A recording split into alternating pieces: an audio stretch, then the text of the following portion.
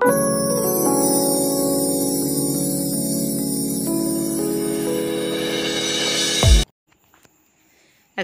আলাইকুম ভিউয়ার্স, আপনারা সবাই কেমন আছেন? আশা করি ভালো আছেন। আমরা আলহামদুলিল্লাহ আল্লাহর অশেষ রহমতে অনেক অনেক ভালো আছি। তো আজকে আপনাদের মাঝে নিয়ে আসলাম একটা রেসিপি, সেটা হলো গরুর মগজ ভুনা।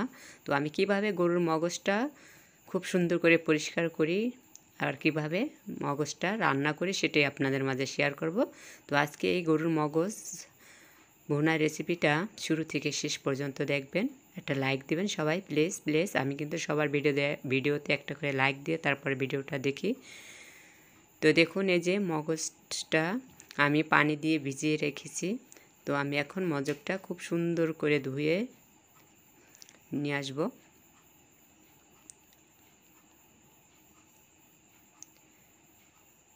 তো এখানে হচ্ছে যে পানি খুব সুন্দর করে ধুয়ে নিয়ে আসছি। এখন হচ্ছে মগজটা আমি কিভাবে পরিষ্কার করি আপনারা আমার হাতের দিকে লক্ষ্য করলেই বুঝতে পারবেন।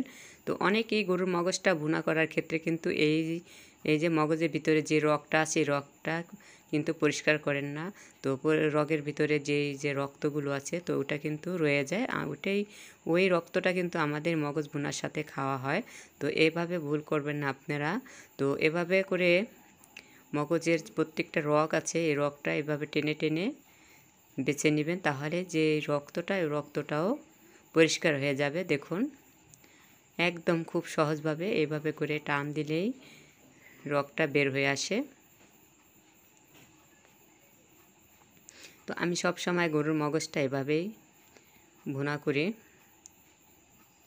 তো আমার চোখে দেখা অনেকেই এভাবে পরিষ্কার করেন না।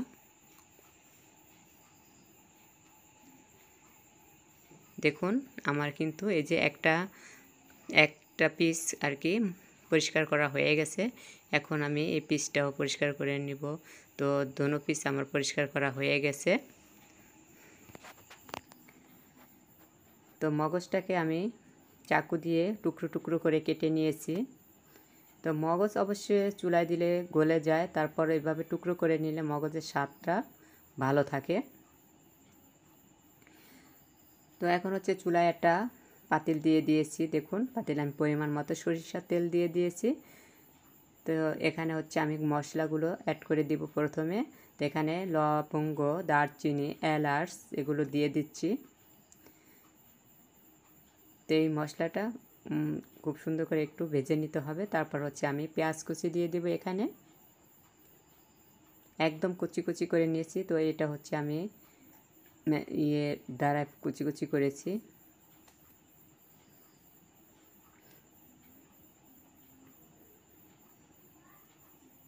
তো পেঁয়াজটা প্রথমে হালকা ভাজবো।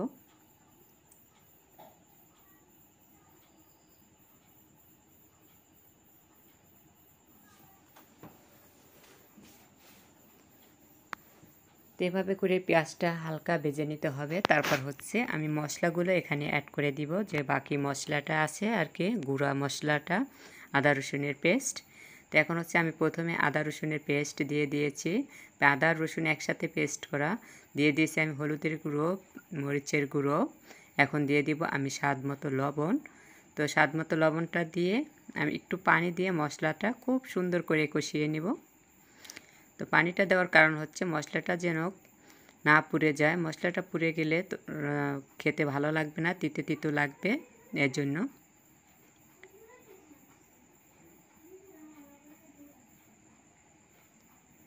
দেখুন, এই যে মশলাটা কষিয়ে নিয়েছি। তো এভাবে খুব সুন্দর করে মশলাটা কষিয়ে নিতে হবে। মশলা থেকে এভাবে তেল উঠবে, তারপরে মনে করবেন যে মশলাটা কষানো হয়ে গেছে।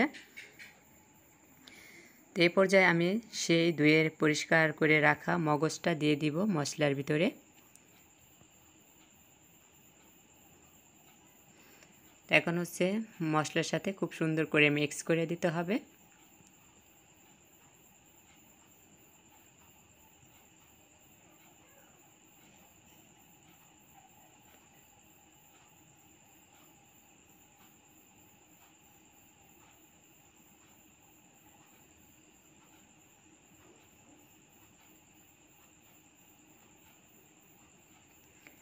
তো এখন ঢাকনাটা ঢেকে রেখে দিয়েছিলাম। তো ঢাকনাটা এই যে উঠিয়ে নিয়েছি, আবার একটু নেড়ে চেড়ে দিতে হবে।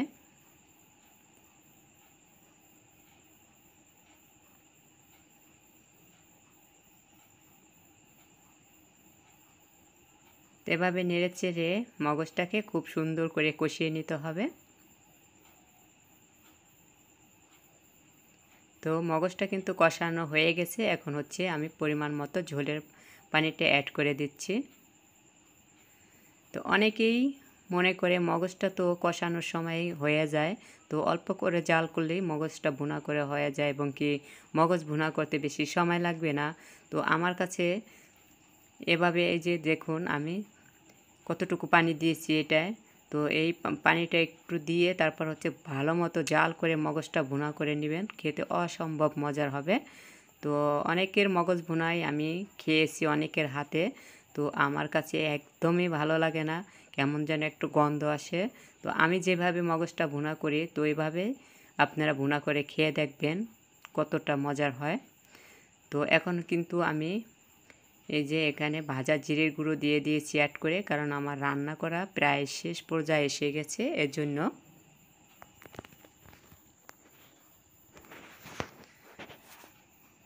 তো ভাজা জিরের গুঁড়োটা দেওয়ার পরে এখন আমি কিছুক্ষণ জাল করে নিব। তো এই যে জাল করতেছি দেখুন। তো আমার মগজ ভুনাটা কিন্তু হয়ে গেছে।